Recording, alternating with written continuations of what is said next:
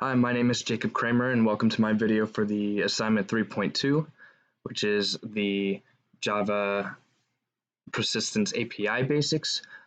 We'll get right into it. So to waste no time, I already called the populate endpoint, and we'll go ahead and go to the courses endpoint.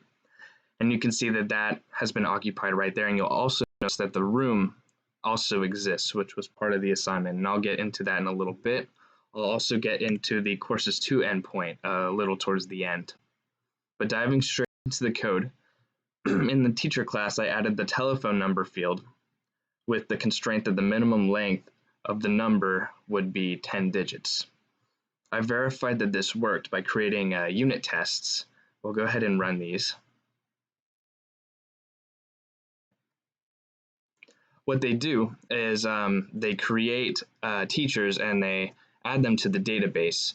The first one is a teacher with a valid phone number. The second creates a teacher with an invalid phone number. We want to verify that we can retrieve this teacher from the database, and we want to confirm that attempting to retrieve this teacher from the database would result in a constraint violation exception, since their phone number is less than 10 digits.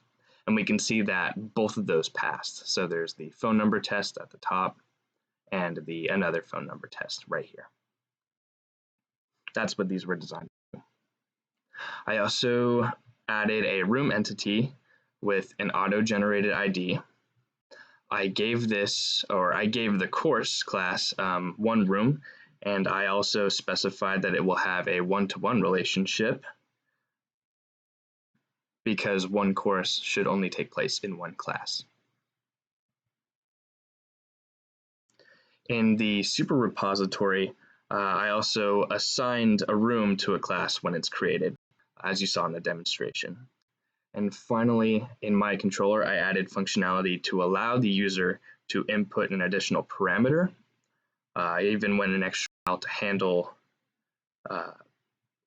when a request is sent either with or without the parameter specified. But doing this, so my query, suppose we want to include only data with that student Joe is in. So that's student 1. So we'll say question mark name equals Joe. And you'll see that only his classes and all the data relevant to him will show up in the query. And Joe is student number 1. So that summarizes the functionalities for this assignment. So thank you and have a good night.